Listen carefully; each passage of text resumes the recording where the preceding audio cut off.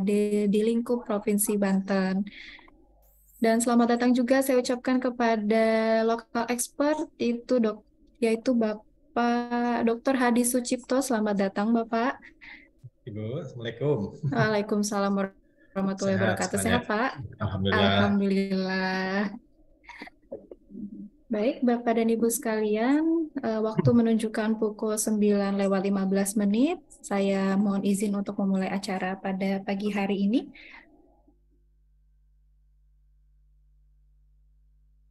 Baik, Assalamualaikum warahmatullahi wabarakatuh. Selamat pagi, salam sejahtera bagi kita semua. Om Swastiastu, Namo Buddhaya, salam kebajikan. Selamat datang saya ucapkan di acara siaran pers APBN Kita Regional Banten periode November 2022. Senang sekali pada pagi hari ini saya, Sinta, dapat menemani Bapak Ibu sekalian dalam rangka siaran pers APBN Kita Regional Banten bulan November tahun 2022. Sebelum memulai acara, izinkan saya menyapa Bapak dan Ibu terlebih dahulu. Yang terhormat, Ibu Nuning Sri Rezeki Wulandari, selaku Kepala Kantor Wilayah Direktorat Jenderal Kekayaan Negara Provinsi Banten, yang juga merupakan Kepala Perwakilan Kementerian Keuangan Provinsi Banten. Yang terhormat Bapak Sugiarto atau yang mewakili selaku Kepala Kantor Wilayah Direktorat Jenderal Perbendaharaan Provinsi Banten. Yang terhormat Bapak Yoyok Setiotomo atau yang mewakili selaku Kepala Kantor Wilayah Direktorat Jenderal Pajak Provinsi Banten. Yang terhormat Bapak Rahmat Subagio selaku Kepala Kantor Wilayah Direktorat Jenderal Bea Cukai Provinsi Banten. Yang terhormat Ibu Vinari Manan atau yang mewakili selaku Kepala Kantor Pelayanan Utama Bea dan Cukai tipe C Soekarno-Hatta. Yang terhormat Lokal Expert Regional Chief Economist Dr. Hadi Sucipto. Yang terhormat tamu undangan dari Ikatan Sarjana Ekonomi Indonesia Banten. Yang kami hormati seluruh pejabat Kementerian Keuangan di lingkup Provinsi Banten, serta seluruh rekan-rekan media yang telah hadir secara virtual melalui Zoom. Pertama-tama, marilah kita panjatkan puja dan puji syukur kepada Tuhan Yang Maha Esa karena atas rahmat dan karunia-Nya kita dapat berkumpul secara virtual. Bapak, Ibu sekalian, siaran ini dilaksanakan sebagai wujud transparansi, akuntabilitas, dan juga sebagai wujud Regional Chief Economist atau RCE di daerah. Telah hadir bersama kita narasumber yang luar biasa yang akan memaparkan kondisi APBN kita di Regional Banten sampai dengan 30 November 2022. Bagaimana kondisi APBN Regional Banten saat ini? Mari kita simak bersama penjelasan narasumber kita, Kepala Kantor Wilayah Direktorat Jenderal Perbendaharaan Provinsi Banten, Bapak Sugiarto. Kepada Bapak Sugiarto, dipersilakan. Terima kasih Ibu Sinta, pelaku MC. Bismillahirrahmanirrahim. Assalamualaikum warahmatullahi wabarakatuh. Yang saya hormati Ibu Nuning Sri Wulandari sebagai Kakanwil DJKN Provinsi Banten dan sekaligus sebagai Kepala Perwakilan Kementerian Keuangan di Provinsi Banten. Yang saya hormati Bapak Rahmat Subagio, Kakanwil DJPC Banten, Bapak Yoyok Satio, Kakanwil DJP Banten, Ibu Vinari Manan, Kepala KPU Bandara Suta, serta Pak Pak Hamadi Murwanto dari Direktur PKN STAN, dan tentunya Bapak Ibu sekalian, ada lokal expert dan juga media, dan juga dari universitas serta masyarakat umum yang saya cintai dan saya banggakan.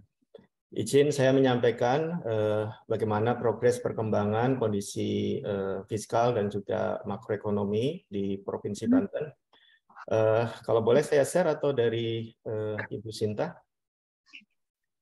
Dari saya, Pak. Saya belum punya hak akses share, izin. Oke, kita mulai ya. Bisa di full size.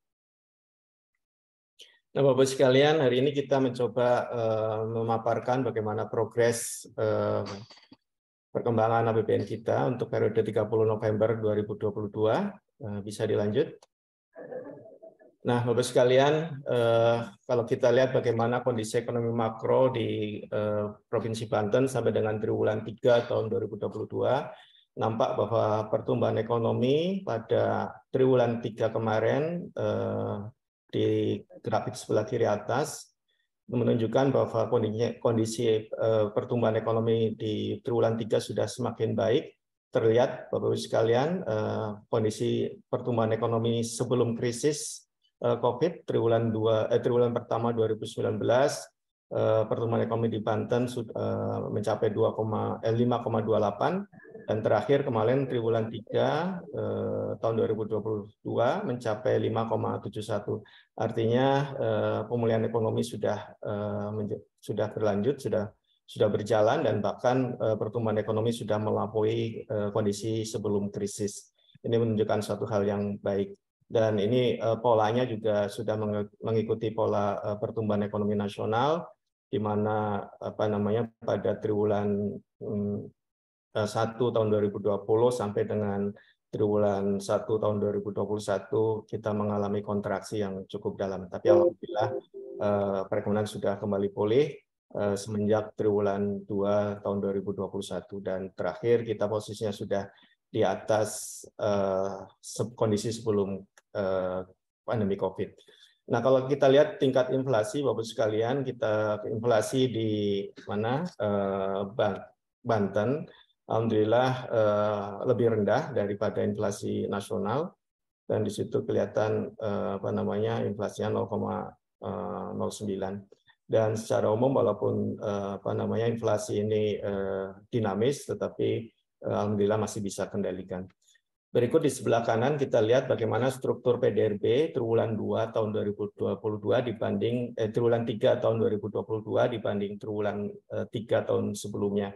Nampak bahwa struktur PDRB-nya sudah semakin meningkat. Sebagai contoh untuk sektor pengolahan nilainya sudah 57,20 triliun, di tahun sebelumnya hanya 52,20 triliun. Dan perdagangan juga demikian, nilainya sudah 23,50 triliun, sementara tahun sebelumnya hanya 21,61 triliun. Dan sektor-sektor lain juga kelihatan nilainya secara nominal meningkat secara keseluruhan. Dari 3 kondisi ini terlihat bahwa kondisi ekonomi makro di Banten di triwulan 3 ini sudah semakin baik, dan kita berharap akan terus berlanjut baik sampai dengan triwulan 4 dan seterusnya. Lanjut, Mbak. Nah, kita lihat berikutnya adalah indeks kondisi sosial, indeks pembangunan manusia, tingkat pengangguran terbuka, kemiskinan, indeks Gini, nilai tukar petani, dan nilai tukar nelayan. Bapak-Ibu sekalian, di situ nampak bahwa indeks pembangunan manusia di Provinsi Banten tahun 2022 adalah 73,32. Nah, ini lebih tinggi daripada tahun sebelumnya, di mana tahun sebelumnya itu indeks pembangunan manusia adalah 72,72. Jadi secara nilai indeks pembangunan manusia di Provinsi Banten semakin baik. Ya, berikutnya adalah terkait dengan nilai tukar petani, Bapak-Ibu sekalian, sampai dengan bulan November kemarin nilai tukar petani sudah mencapai angka 100, walaupun mengalami sedikit penurunan dibanding bulan sebelumnya, yaitu Oktober yang sempat mencapai angka 100,36. Berikutnya adalah tingkat pengangguran terbuka. Alhamdulillah tingkat pengangguran terbuka di bulan Agustus tahun 2022 mengalami penurunan dibanding bulan Februari tahun 2022. Di bulan Agustus tingkat pengangguran terbuka adalah 8,09, sementara di bulan Februari tahun 2022 adalah 8,53. Walaupun angka ini lebih tinggi dibanding tingkat pengangguran terbuka nasional, yaitu di angka 5,86. Nah, berikutnya adalah terkait dengan tingkat kemiskinan dan indeks Gini atau Gini ratio. Tingkat kemiskinan di Provinsi Banten periode Maret tahun 2022 adalah 6,16, sementara Gini rasionya Maret 2022 adalah 0,363. Bisa dilanjut? Nah, Bapak sekalian, berikut adalah executive summary penerimaan APBN sampai dengan November tahun 2022, Bapak sekalian, penerimaan pajak 1 Januari sampai dengan 30 November 2022 tercapai sebesar 60 triliun, 797 miliar atau tercapai dari target sebesar 105,76%. Artinya sudah melebihi target. Even belum sampai akhir tahun ya, ini masih sampai bulan November. Dan ini menunjukkan nilai yang tumbuh sebesar 29,33% year on year, dan kinerja penerimaan pajak masih terus tumbuh positif, konsisten sejak April 2021, sejalan dengan pemulihan ekonomi nasional. Baik secara kumulatif dan bulanan, mayoritas jenis pajak utama mencatat pertumbuhan positif dan lebih baik dibandingkan periode yang sama tahun sebelumnya. Hal ini sejalan, sekali lagi, pemulihan ekonomi nasional yang semakin mantap. Penerimaan sektoral pajak kumulatif sampai dengan 30 November 2022, mayoritas tumbuh positif juga. Sektor dengan pertumbuhan paling tinggi adalah sektor kegiatan jasa lainnya dengan pertumbuhan sebesar 203,72%. Ini luar biasa. Kemudian sektor industri pengolahan masih menjadi kontributor terbesar dalam penerimaan pajak di Provinsi Banten dengan kontribusi sebesar 39,98%. Lanjut. Nah, Bapak sekalian, berikut disampaikan secara lebih detail lagi realisasi penerimaan pajak per jenis pajak tahun 2022. Di tabel sebelah kanan terlihat bahwa seluruh komponen secara secara kumulatif ya, baik PPN non migas itu tumbuh 40,57%. PPN dan PPNBM itu juga tumbuh 21,34%, ini luar biasa. PBB juga tumbuh 12,82%, dan terakhir pajak lainnya 6,09% tumbuhnya. PPH migas juga mengalami kenaikan sebesar 74,97%. Sehingga secara total, Bapak sekalian, penerimaan pajak naik sebesar 29,33%. Ini merupakan suatu berita gembira. Dan kalau kita lihat share-nya, kita lihat Bapak sekalian, PPN dalam negeri itu share-nya adalah 27,87% yang terbesar, diikuti oleh PPN import sebesar 25,88%.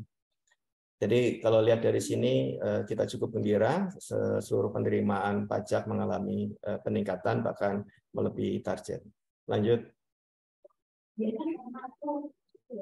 Nah, ini berikutnya adalah disampaikan pertumbuhan penerimaan neto mayoritas jenis pajak tumbuh positif secara kumulatif, semua jenis pajak dominan mencatat pertumbuhan positif. Kita lihat ya, untuk PPH pasal 21 tumbuh atas serapan tenaga kerja dengan yang bertambah sejalan dengan pemulihan ekonomi nasional. PPH 22 impor juga tumbuh tinggi karena pemulihan ekonomi sehingga kegiatan impor terus meningkat.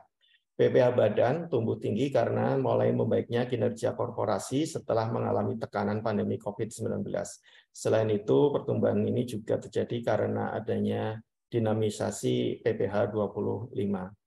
Berikutnya adalah pertumbuhan PPH final tahun 2022 ditopang oleh program pengungkapan sukarela atau PPS yang mulai berlaku pada awal tahun 2022. PPN DN dan PPN import mengalami kenaikan disebabkan oleh kenaikan tarif PPN naik menjadi 11% yang berlaku mulai tanggal 1 April 2022. Dan PPH import pasal 22 import pada November 2021 mengalami pertumbuhan yang sangat tinggi. Ini disebabkan pada saat itu sedang terjadi peningkatan aktivitas import. Jadi sinyalnya positif semua untuk penerimaan pajak. Lanjut. Berikut ini adalah penerimaan pajak dari sisi sektoral. Terlihat bahwa sektor dominan sampai dengan November 2022 adalah industri pengolahan yang kontribusinya 39,98% dan secara nominal tumbuh 23,34%. Ini luar biasa. Yang diikuti dengan sektor perdagangan, kontribusinya adalah 24,71%, dan nilainya secara nominal tumbuh 33,91%. Yang ketiga adalah konstruksi dan real estate, kontribusinya 11,51% dan ini tumbuh juga 15,32%. Sehingga total penerimaan, Bapak-Ibu sekalian, terlihat bahwa dari sektoral mengalami peningkatan atau tumbuh 29,33%. Lanjut. Nah, berikutnya ini adalah kita laporkan penerimaan pajak per kantor pelayanan pajak sampai dengan November 2022 hingga 30 November 2022 dari 12 KPP di lingkungan Kanwil DJP Banten, sudah 11 KPP yang sudah mencapai target penerimaan di atas 100%. Ini luar biasa. Seluruh KPP mengalami pertumbuhan positif yang baik pada tahun 2022. Lanjut. Nah, ini berikutnya adalah kita laporkan realisasi penerimaan kepabeanan dan cukai sampai dengan November 2022. Bapak sekalian, ini juga menggembirakan semua. Deviasi penerimaan biaya dan cukai Region Banten tahun anggaran 2022 semakin melebar ke arah positif, artinya pertumbuhan semua komponen jenis penerimaan. Pertumbuhan biaya masuk berasal dari importasi komoditi barang konsumsi, barang modal, bahan baku, dan importasi komoditi minyak mentah, serta pertumbuhan cukai berasal dari makanan, minuman, asilet. Penerimaan kepabeanan dan cukai Region Banten tahun anggaran 2022 melampaui proyeksi bulanan sebesar 21,43% pada bulan November 2022. Jadi penerimaan dari biaya cukai juga mengalami ekspansi yang cukup besar. Lanjut. Berikut disampaikan realisasi penerimaan DJPJ per 30 November 2022 mengalami pertumbuhan. Hal ini didorong oleh kinerja positif seluruh komponen penerimaan. Penerimaan kepabeanan dan cukai sebesar 11.631 miliar atau 103,66% dari target APBN, dan ini juga menunjukkan adanya pertumbuhan 23,02%. Hal ini secara lebih rinci kita lihat bahwa biaya masuk tumbuh 21,56%, cukai juga tumbuh 27,92%, dan cukai keluar juga tumbuh 17,37%. Penerimaan biaya cukai ini masih terus tumbuh, didorong oleh tren positif biaya masuk, resiliensi performa cukai, serta kinerja meyakinkan dari biaya keluar. Lanjut. Berikutnya ditampilkan penerimaan biaya masuk, biaya keluar, dan cukai yang terus tumbuh. Biaya masuk dipengaruhi aktivitas impor, kebutuhan perdagangan, dan industri. Biaya keluar didominasi oleh kontribusi komoditas produk kelapa sawit dan turunannya. Cukai dengan kontribusi utama dari jenis barang kena cukai, makanan, minuman mengandung etil alkohol. Ya, kita lihat Bapak-Ibu sekalian, penerimaan biaya masuk, kinerja biaya masuk tahun 2022 tumbuh dibanding tahun 2021. Dipengaruhi membaiknya kinerja impor nasional, kinerja biaya masuk didorong oleh aktivitas impor barang konsumsi, barang modal, minyak mentah, serta bahan baku industri. Untuk penerimaan biaya keluar, Bapak sekalian, kinerja biaya keluar tahun 2022 masih didominasi oleh kontribusi komunitas produk kelapa sawit dan turunannya. Kalau kita lihat realisasi cukai bulanan, Bapak sekalian, kinerja cukai bulanan bulan November tahun 2022 mengalami peningkatan sebesar 17,79%. Peningkatan sebesar 17,79% tersebut atau nominalnya adalah 41,24 miliar, terdiri dari makanan minuman mengandung etil alkohol yang tumbuh 34,6 miliar, hasil tembakau yang tumbuh sebesar 6,3 miliar, serta etil asilet yang etil alkohol ya yang tumbuh sebesar 0,04 miliar. Kenaikan penerimaan cukai tersebut karena membaiknya kondisi perekonomian yang meningkatkan permintaan atas MMEA dan rokok elektrik. Mohon maaf. Lanjut.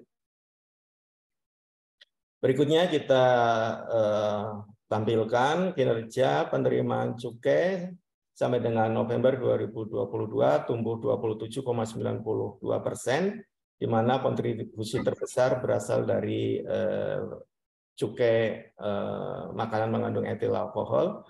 Ya, di situ terlihat bahwa penerimaan cukai MMEA November 2022 tumbuh sebesar 15,19% year on year. Hal ini dipengaruhi oleh peningkatan produksi dan mulai meningkatnya permintaan MMEA dari kawasan pariwisata. Penerimaan MMEA ini juga didorong oleh extra effort dari bidang pengawasan yang berimplikasi pada peningkatan permintaan MMEA legal. Untuk hasil tembakau, Bapak sekalian, kinerja penerimaan cukai hasil tembakau November 2022 tumbuh 170%. Ini luar biasa, Bapak sekalian. Year on year Oktober 2022. Secara year on year, penerimaan bruto hasil tembakau sampai dengan November 2022 mengalami peningkatan 129,71%. Penerimaan hasil tembakau ini di bulan November seluruhnya merupakan penerimaan atas rokok elektrik. Kenaikan yang signifikan ini disebabkan oleh pertumbuhan positif produksi rokok elektrik yang juga ditopang oleh masuknya perusahaan baru di industri tersebut. Lanjut. Berikut kinerja penerimaan bea cukai. Kontribusi terbesar berasal dari MMEA, tadi sudah disampaikan. Kinerja penerimaan cukai EA November 2022 meningkat sebesar 69% year on year. Penerimaan cukai bruto cukai EA produksi periode November 2022 juga mengalami peningkatan sebesar 14,74%. Jadi secara keseluruhan kinerja cukai juga mengalami perbaikan ataupun peningkatan. Lanjut. Berikut disampaikan dengan pemberian fasilitas dalam rangka penanggulangan COVID-19 dari bulan Januari sampai dengan 30 November 2022. Ada dua aspek, yaitu insentif fiskal untuk import alat kesehatan dan insentif fiskal untuk dunia usaha. Nah, untuk insentif fiskal import alat kesehatan, Bapak sekalian, di situ nampak jumlah entitas yang merealisasikan SKMK ada 61 entitas, jumlah SKMK yang direalisasikan ada 5.986 dengan nilai devisa import 46.318.088 US dollar. Fasilitas bea masuk yang diberikan ada 42,8 miliar dan fasilitas pajak yang telah diberikan ada 96,65 miliar. Beberapa kategori produk yang devisa import antara lain untuk tes kit, yang kedua adalah peralatan medis, berikutnya adalah APD, ya, alat pelindungan diri. Yang berikutnya adalah virus transfer media, oksigen, serta yang lainnya. Untuk insentif fiskal dunia usaha dapat dilaporkan bahwa nilai pembebasan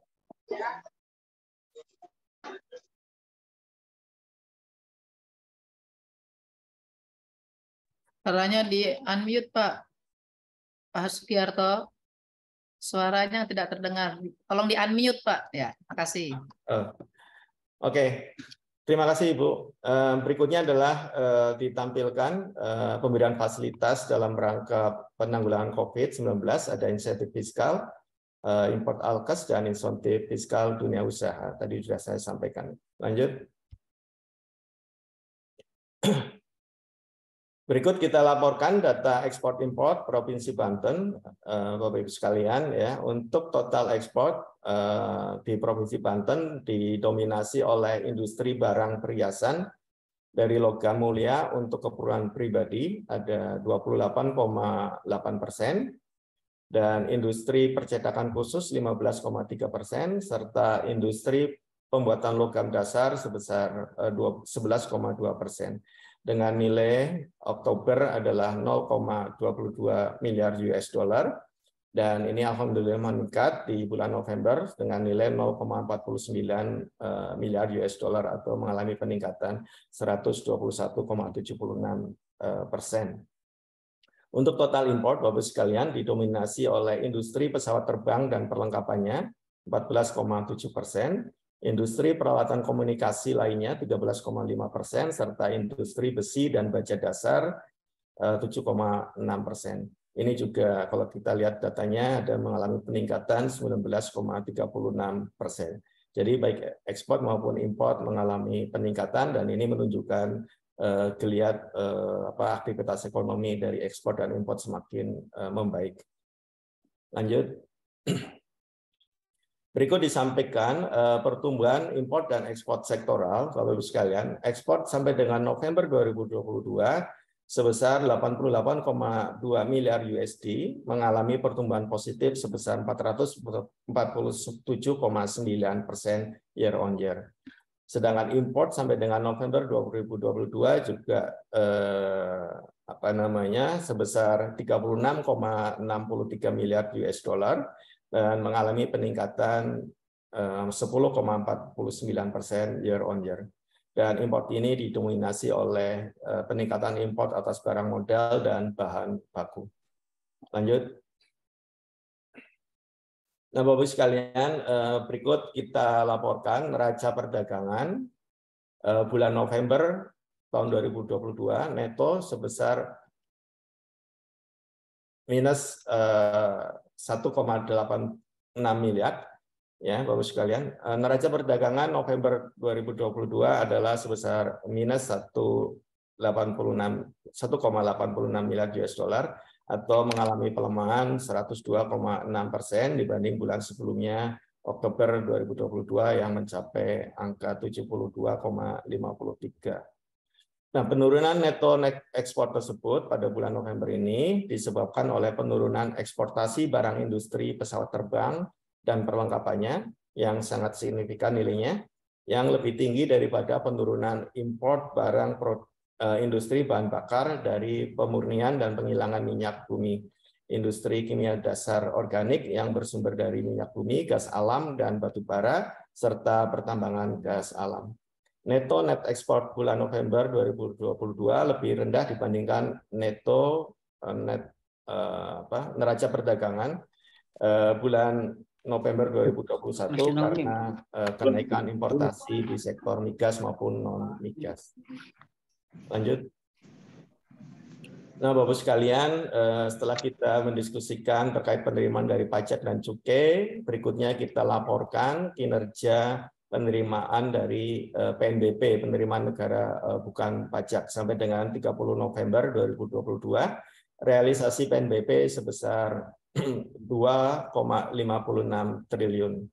Nah, dan kalau kita lihat Bapak sekalian, realisasi PNBP tersebut lebih tinggi dari target, yaitu 129,28% dari target atau tumbuh 24,86% year on year.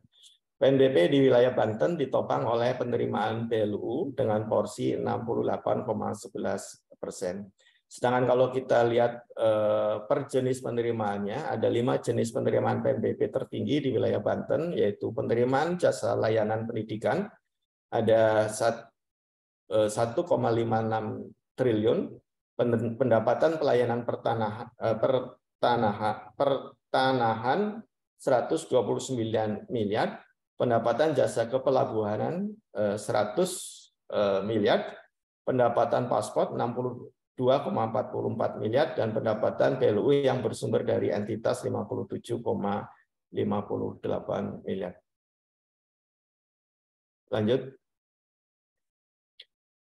Berikut kami laporkan sumber penerimaan negara dan daerah dari Kanwil DJKN Provinsi Banten Yang kita cover ada beberapa hal, yaitu penerimaan negara yang bersumber dari pengelolaan kekayaan negara, pengurusan piutang negara, pelayanan lelang, serta kegiatan lainnya. Lanjut. Nah, Bapak sekalian, PNBP Kanwil DJKN Banten sampai dengan bulan periode ini terlihat bahwa realisasinya sudah mencapai 153,05% dari target yang ditetapkan.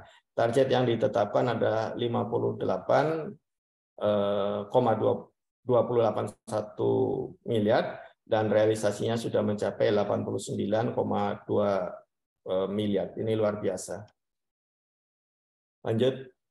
Nah, berikutnya adalah capaian kinerja Kanwil DJKN Banten, dilihat dari jenis penerimaannya, Bapak sekalian. Kalau kita lihat perbandingan antar tahun 2021 dan 2022, untuk tahun 2021 beberapa penerimaan realisasinya secara umum untuk pokok lelang realisasinya masih di bawah target, dan kalau kita lihat di tahun 2022 sudah semakin baik. Terima kasih Bu Nuning, realisasi lelang sudah 102,84% sampai dengan periode November ini, jadi masih ada 1 bulan lagi untuk bisa menaikkan lebih besar lagi penerimaan lelangnya. Ini yang kontribusinya terbesar, alhamdulillah sudah realisasinya sudah di atas target. PNBP lelang juga realisasinya sudah 127,84% di atas target. PNBP pengelolaan aset lebih tinggi lagi, ya 200,72% dari target, dan PNBP pengelolaan PN ada 102,86%. Dan angka ini terlihat mengalami peningkatan dibanding tahun sebelumnya. Lanjut. Beberapa capaian pokok lelang dan PNBP lelang, Bapak sekalian. Untuk pokok lelang, tadi kita juga sudah sampaikan, realisasinya sudah 102,84%, dan PNBP lelang realisasinya sudah 127,84%. Lanjut. Berikut penerimaan dari pengelolaan kekayaan negara, Bapak sekalian. Kalau kita lihat trennya, ini walaupun agak berfluktuasi sedikit, tetapi realisasinya secara kecenderungan sudah semakin meningkat, di mana kita lihat bahwa di tahun 2019 realisasinya hanya mencapai 15,9 miliar, tahun 2020 bisa meningkat sampai hampir dua kali lipat, ya, meningkat 2 kali lipat, 32,56 miliar. Dan tahun 2021 agak menurun 27,7 miliar, dan alhamdulillah tahun 2022 ini kembali meningkat menjadi 35,41 miliar. Ini luar biasa. Jadi secara umum trennya adalah meningkat dan selalu di atas target yang telah ditetapkan. Lanjut. Berikut pengelolaan kekayaan negara berkaitan dengan sertifikasi tanah BUMN, Bapak sekalian. Secara umum capaian sertifikasi BUMN sudah more or less sesuai dengan target, ya, sejak tahun 2013 sampai dengan tahun 2022, dan kita masih punya waktu 1 bulan untuk bisa menyelesaikan target sertifikasi BUMN, di mana targetnya ditetapkan 279 sertifikasi, dan saat ini baru tercapai 238 sertifikasi. Yang kinerja tertinggi dicapai di tahun 2020, di mana realisasinya ada 329 sertifikasi tanah BUMN. Lanjut. Nah, Bapak sekalian, selain berkaitan dengan penerimaan, DJKN juga menginisiasi adanya pojok SMP Special Mission Vehicle Kanwil DJKN Banten. Ada beberapa SMP di situ dilaporkan, baik itu Exim Bank maupun PT Sarana Multikria Finansial. Nah, yang sudah dilakukan oleh Exim Bank yang pertama adalah pelatihan daring dan luring untuk 40 UMKM siap dan mahir ekspor. Dilakukan pada tanggal 2 sampai 3 November 2022. Yang berikutnya adalah pelepasan ekspor perdana 26 ton produk UMKM ke negara India pada beberapa hari kemarin, 26 Desember 2022. Ini menunjukkan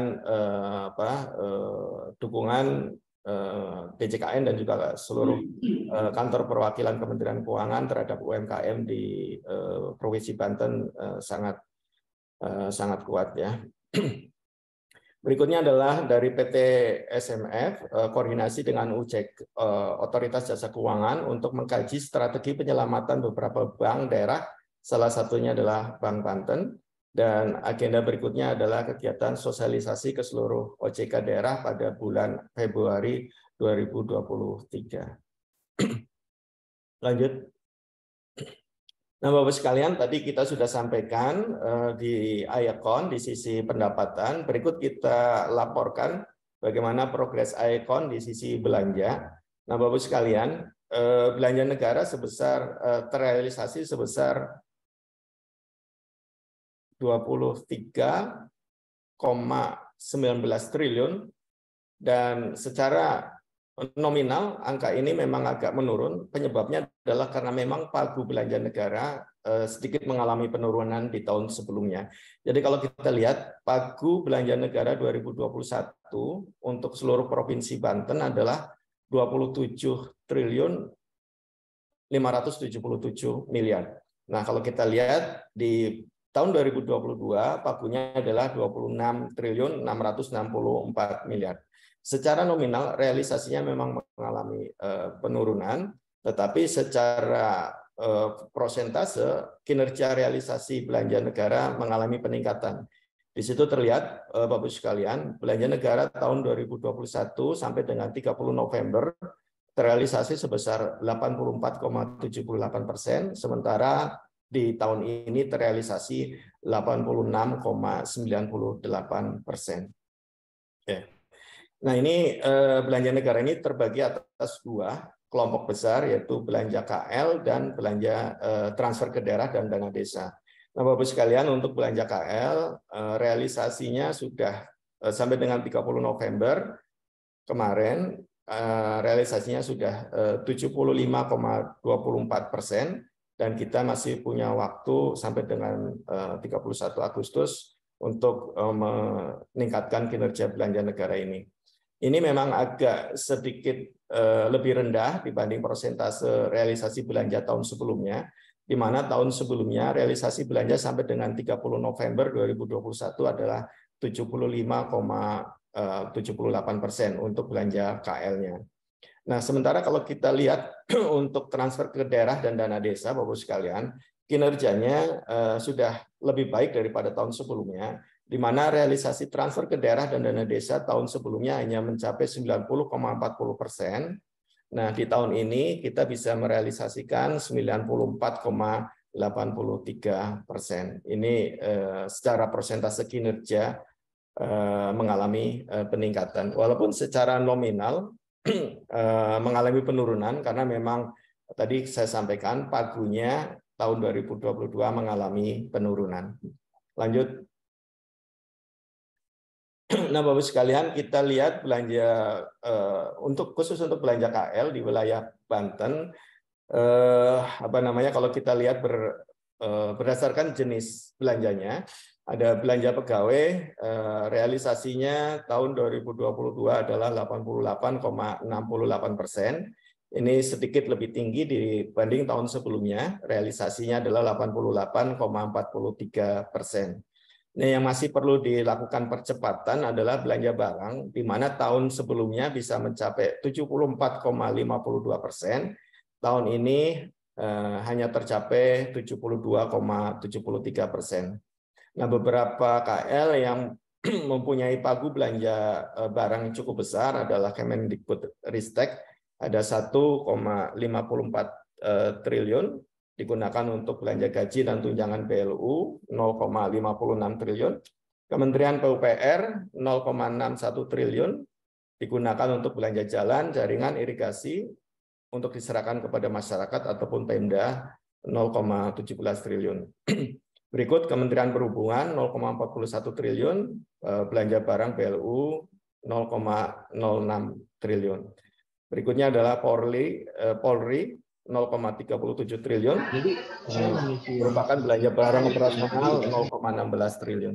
Kemenak 0,32 triliun, pemberian bantuan operasional ya itu untuk pemberian bantuan operasional.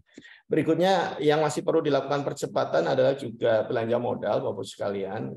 Belanja modal tahun sebelumnya bisa mencapai 60,05% sampai dengan bulan November. Nah, tahun ini sedikit mengalami perlambatan, mencapai 58,37%. Dan kita terus memantau realisasi belanja modal ini ke seluruh Satker dan berharap Satker bisa melakukan percepatan di bulan Desember ini. Terakhir, belanja bantuan sosial, alhamdulillah realisasi belanja bantuan sosial sudah mencapai 100%. Lanjut. Nah, Bapak Ibu sekalian tadi disampaikan untuk belanja Satker instansi vertikal. Nah, berikutnya kita laporkan belanja transfer ke daerah dan dana desa sampai dengan 30 November 2022, realisasi belanja TKD sebesar 15,15 triliun atau 94,83% dari target. Dan ini sedikit mengalami penurunan daripada periode sebelumnya sebesar 1,26%. Realisasi dak fisik sebesar 459,28 miliar atau 71,84%. Ini juga mengalami sedikit kontraksi, 17,08%. Berikutnya realisasi dana desa sebesar 1,07 triliun atau 87,55% atau tumbuh 1,75%. Di grafik sebelah kanan ini menunjukkan secara keseluruhan bagaimana realisasi transfer ke daerah sampai dengan 30 November 2022. Lanjut. Nah, Bapak sekalian, tadi sudah kita sampaikan secara komprehensif bagaimana realisasi APBN, baik itu pendapatan pajak, bea cukai, PNBP, dan realisasi belanjanya. Berikut kita laporkan realisasi APBD Kabupaten, Kota, dan Provinsi, konsolidasian seluruh Provinsi Banten, dan bagaimana dukungan transfer ke daerah dan dana desa terhadap APBD. Nah, Bapak-Ibu sekalian, kalau kita lihat di sebelah kiri, realisasi pendapatan APBD Provinsi Banten sampai dengan 30 November 2022 adalah sebesar 30,87 triliun dan didominasi oleh PAD dan TKDD. Sementara realisasi belanja APBD Provinsi Banten sampai dengan 30 November 2022 sebesar 26,13 triliun dan didominasi oleh komponen belanja operasi. TKDD yang telah disalurkan ke Provinsi Banten, seluruh Pemda maksudnya ya, sampai dengan 30 November 2022 adalah sebesar 15,15 triliun atau 49,08% dari total pendapatan APBD.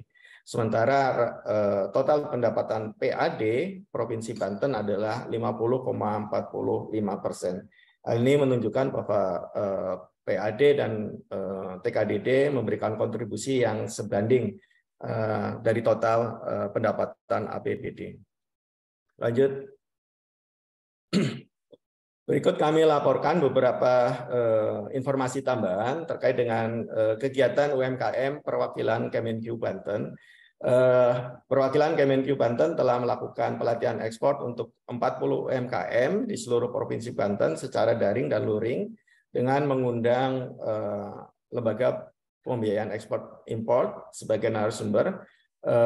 Dilakukan pada tanggal 2 November 2022, 3 November 2022, dan 8 November 2022. Upaya ini merupakan upaya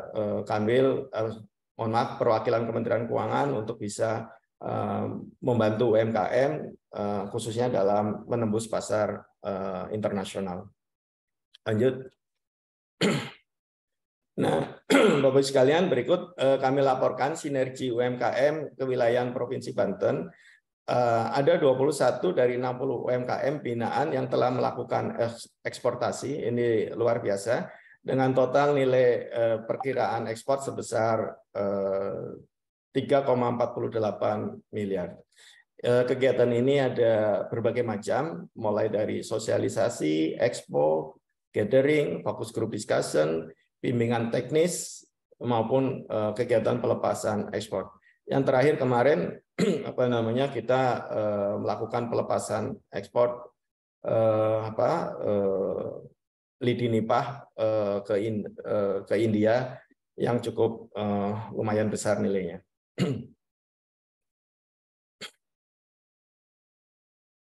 Lanjut.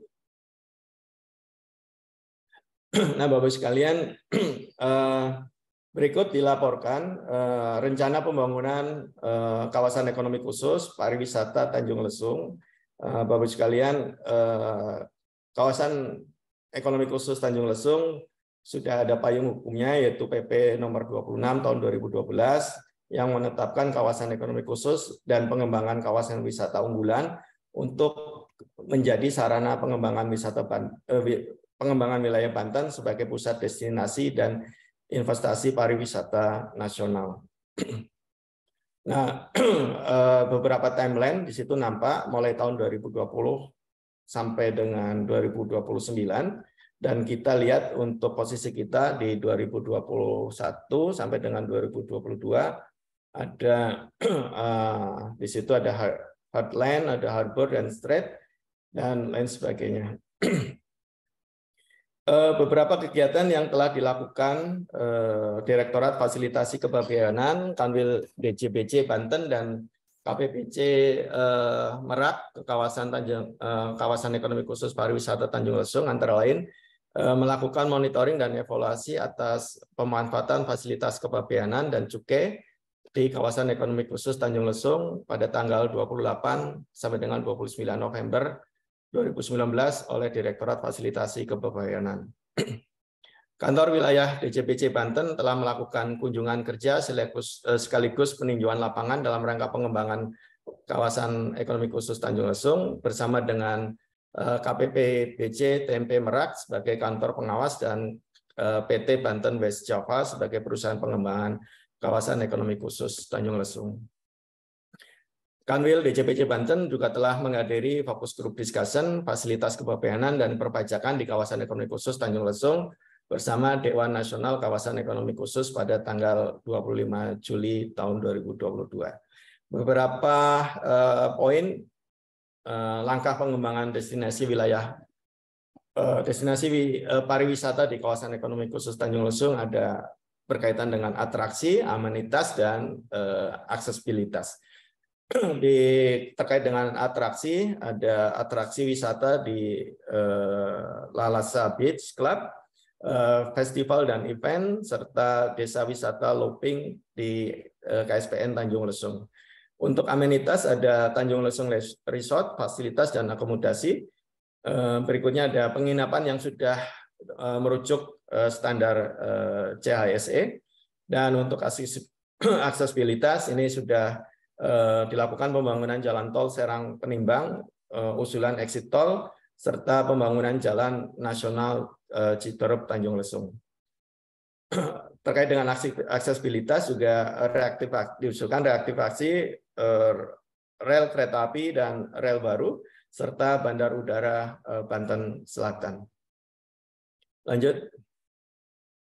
Demikian Bapak Ibu sekalian yang dapat kami laporkan untuk bagaimana progres report dari pelaksanaan APBN dan APBD baik sisi pendapatan maupun belanja, dan juga beberapa informasi lain terkait dengan kondisi ekonomi makro dan juga kondisi sosial serta tadi terkait dengan kawasan ekonomi khusus. Demikian yang bisa kami laporkan. Terima kasih, saya kembalikan kepada moderator. Assalamualaikum warahmatullahi wabarakatuh.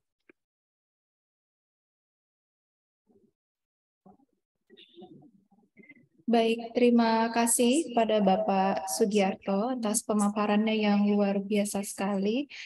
Selanjutnya kami persilakan kepada Bapak Ibu, jika ada tanggapan kami persilakan, dan juga kepada rekan-rekan media, jika ada pertanyaan kami persilakan.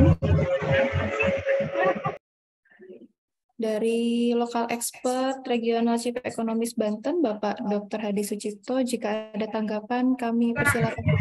Baik, mohon izin Bu Moderator, admin. Oh ya, siap. Dari Banten Info, Pak. Ya. Iya, perkenalkan, mohon izin kami dari banteninfo.com. Saya David. Mohon izin juga tidak menyalakan video karena kondisi yang tidak memungkinkan ya. Terima kasih Pak Sugiarto atas pemaparannya. Ya, menarik sekali Pak apa yang disampaikan konferensi pers untuk 30 November 2022 ini Pak. Yang ingin saya tanyakan itu Pak, tadi kita lihat di slide di table terdapat kenaikan pajak dan cukai Pak yang melampaui target. Asumsi minyak jika $100 per barrel harusnya kesejahteraan masyarakat bisa meningkat. Tapi realnya beban hidup masyarakat itu semakin berat. Kemudian PHK juga masih ada dan UMR naik tidak sesuai dengan harapan. Nah, itu seperti apa analisisnya Pak?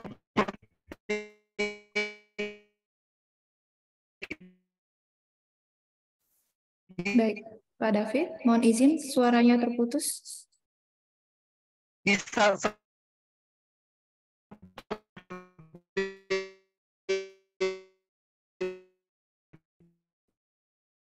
Mohon maaf Pak David, sinyalnya sepertinya kurang stabil, tapi tadi kami sudah menangkap pertanyaannya ya Pak David.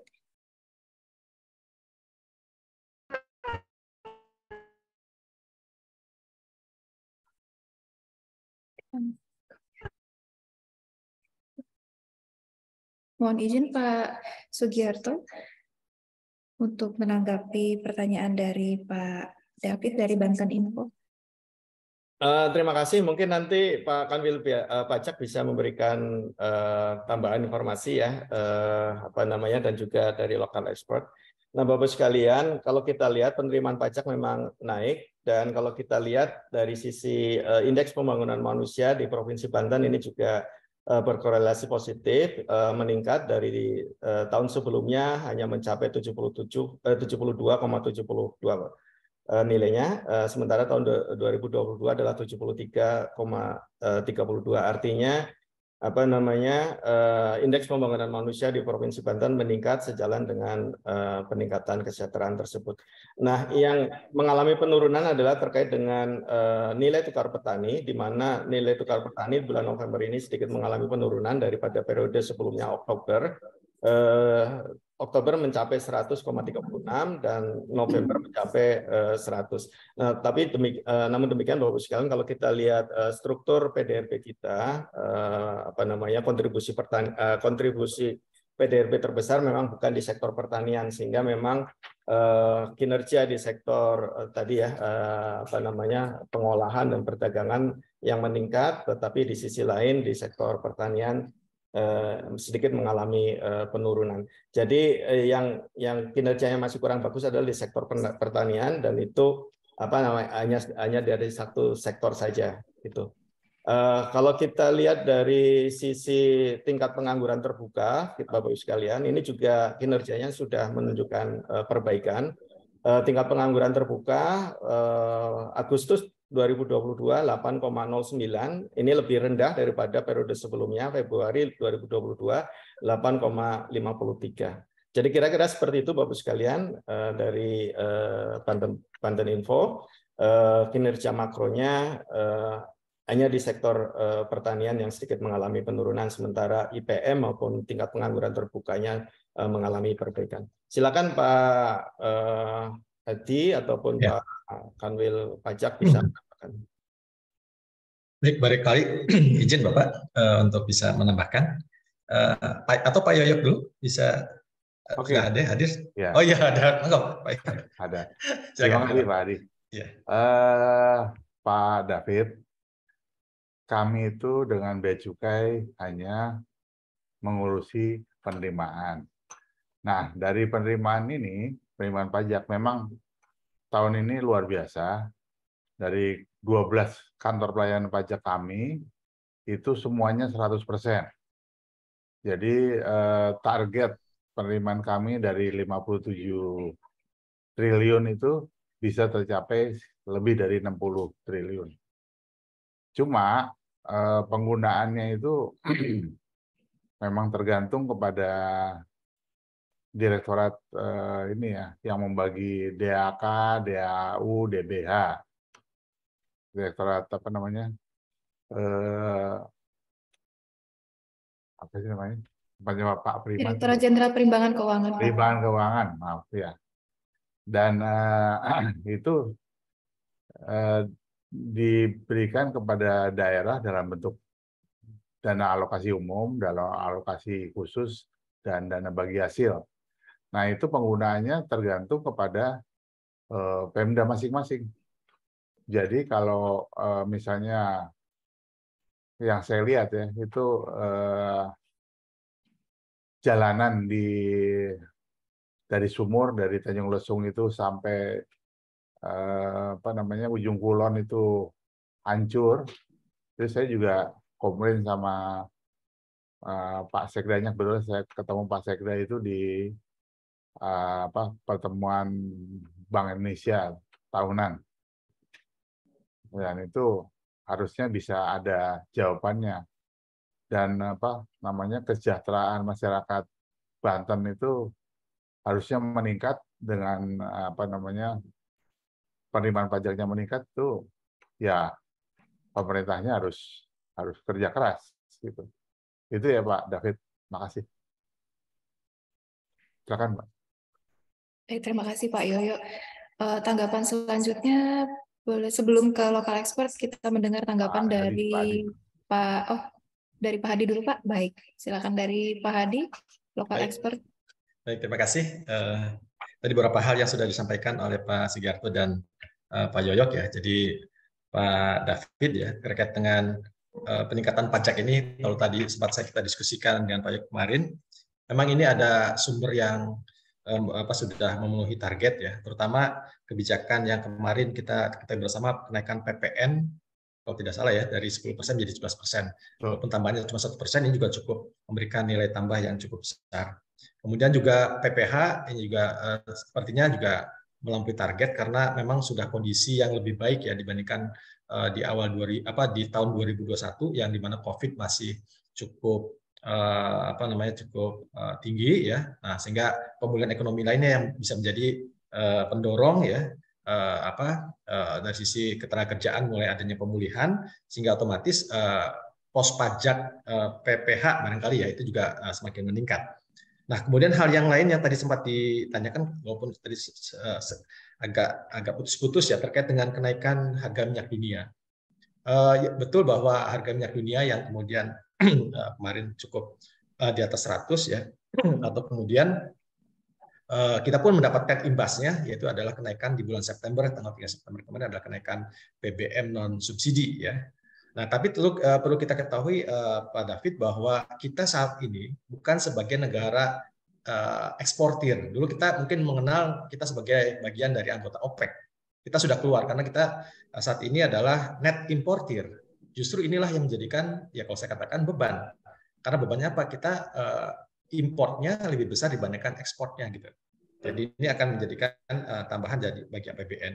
Hanya saja kalau kita melihat pada saat ini ya di kondisi global yang tidak stabil ya akibat intervensi Rusia terhadap Ukraina, ini sebetulnya ada satu sisi yang memberikan keuntungan bagi kita ya, untuk Indonesia khususnya ya, maupun Banten deposit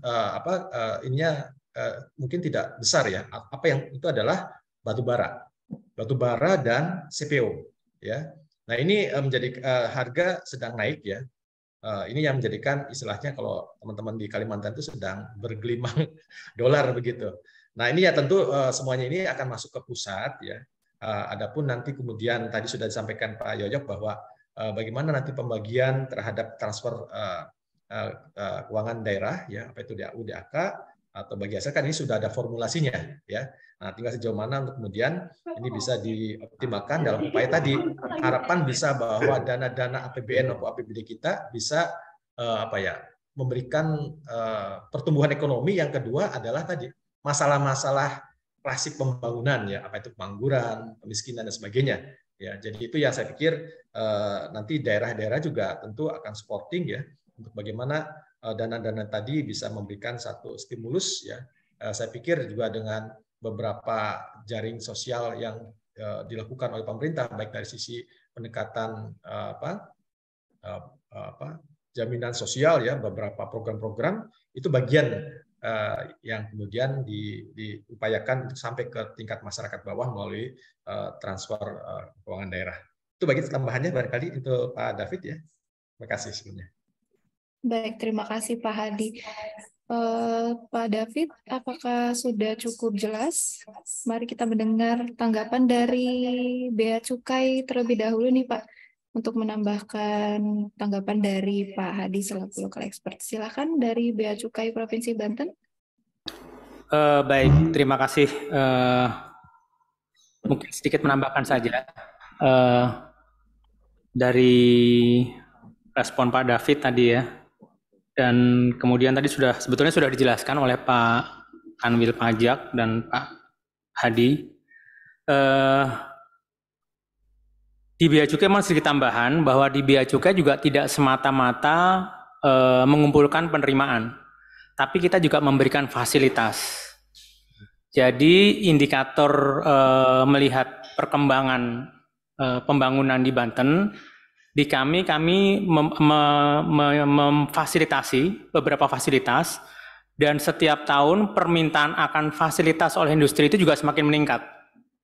Nah, saat ini tercatat ada 120 perusahaan kawasan berikat, dan 120 tambah 35, 155 pengusaha kawasan berikat.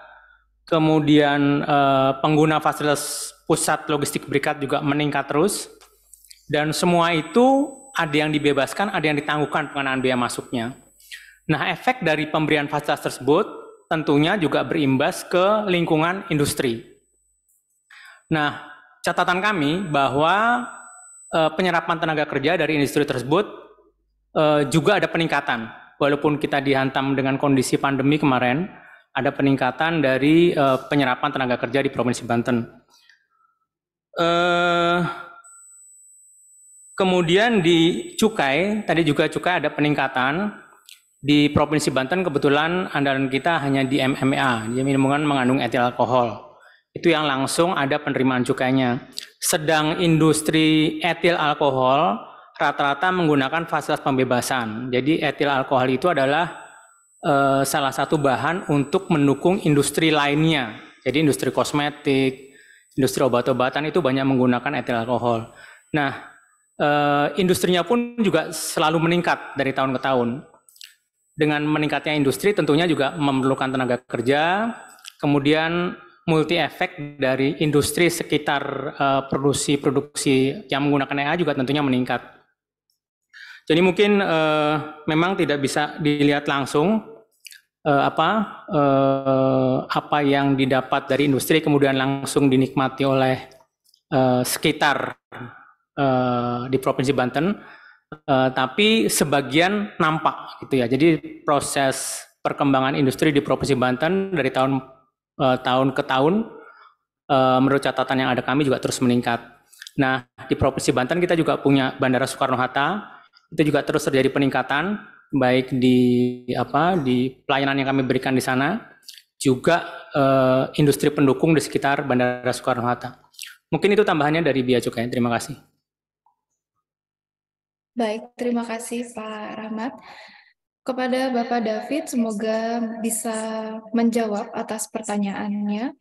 Kepada Bapak Ibu sekalian, yang apabila masih ada yang ingin ditanyakan ataupun ditanggapi, kami persilahkan. Apakah masih ada yang ingin ditanyakan dari rekan-rekan media?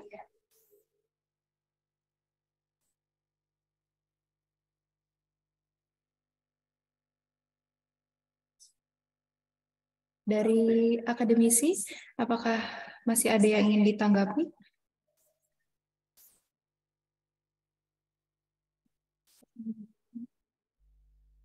Baiklah, sepertinya sudah cukup ya Bapak dan Ibu sekalian. Terima kasih kepada narasumber atas pemaparan materi yang luar biasa dan juga tanggapan yang telah disampaikan. Semoga siaran pers ini bisa menambah pengetahuan kita mengenai APBN Regional Banten. Hadirin yang kami hormati, sebelum menutup acara, mari abadikan momen bersama kita pada hari ini dengan foto bersama. Pengambilan foto akan saya pimpin. Untuk itu dimohon kepada Bapak dan Ibu sekalian untuk mengaktifkan kamera. Di layar saya di sini terdapat tiga kali layar tangkap ya. Baik, kita mulai dari layar pertama. 1, 2, 3. Baik, terima kasih Bapak Ibu. Selanjutnya ke layar kedua. 1, 2, 3. Baik, terima kasih. Selanjutnya ke layar yang terakhir. 1, 2, 3. Baik, terima kasih Bapak dan Ibu sekalian. Hadirin yang kami hormati, terima kasih telah menyimak siaran hari ini. Demikian berakhir sudah acara kita pada hari ini. Kami mengucapkan terima kasih yang sebesar-besarnya serta memohon maaf apabila terdapat kekurangan dan kesalahan selama berlangsungnya acara. Saya Sinta, pamit undur diri. Sampai jumpa di siaran pers berikutnya. Tetap jaga kesehatan dan tetap laksanakan protokol kesehatan. Wassalamualaikum warahmatullahi wabarakatuh. Waalaikumsalam warahmatullahi wabarakatuh. Terima kasih Pak Hadi, Pak Kandil, Pak Yoyo, Pak Nuning, Pak Rahmat, Pak Hadi, Bapak Ibu Bu Finari, teman-teman akademisi, teman-teman sekalian, terima izin kasih. saya pamit. Sehat selalu Ibu Bapak. Terima kasih Pak Giarto. Selamat tahun baru ya. Pak Hadi, liburan. telepon ya. Oh iya. Iya. Bapak. Ya, tuh, dah. Sehat. Bu Nuning. Masih Pak Yoyo. Yo. Siap. Selamat tahun baru Bapak Ibu semuanya. Yo, Yang hitungan hari. Sama-sama. Yo.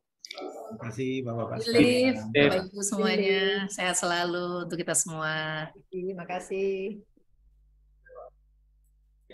Pamit ya.